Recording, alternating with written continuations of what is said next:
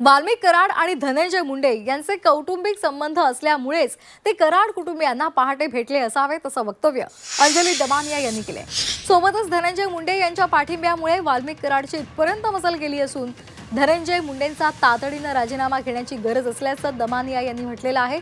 सर्वच पोलीस अधिकारी कराडला सलाम ठोकत आहेत असा आरोप सुद्धा अंजली दमानिया यांनी केलेला आहे।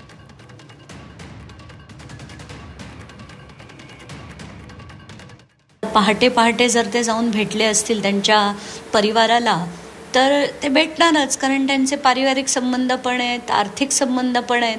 तर त्यांना पण आता टेन्शन असेल आपल्या पुढे पैशाचं पण काय होणार, कारण बऱ्यापैकी देवाणघेवाण त्यांची चालायचीच।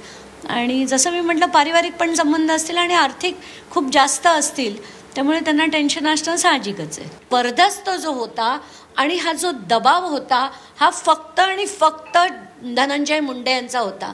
आज जर त्यांचा हा त्यांच्या डोक्यावर नसता तर हा माणूस इतका मोठा झालाच नसता। म्हणूनच मला वाटतं की धनंजय मुंडेंचा तातडीने राजीनामा होण्याची गरज आहे।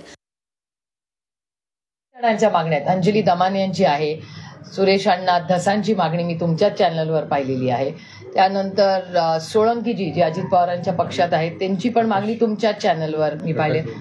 अभिमन्यू पवार भारतीय जनता पक्षाचे त्यांनी पण तुमच्याच चॅनलवर मी बघितली आहे मागणी। त्यामुळे या सगळ्या त्यांनी सुरेश आपले बाप्पा सोळंकी बाप्पा असतील, बाप्पांनी मागितली आहे, जितेंद्र आव्हाडांनी मागितलं आहे, किती संदीप क्षीरसागरांनी मागितलं, बऱ्याच लोकांच्या भावना आहेत। पण या राजकीय नाही आहेत, त्या सगळ्यांच्या इमोशनल आहेत, कारण का सगळ्याच पक्षाचे लोक त्याच्यात आहेत।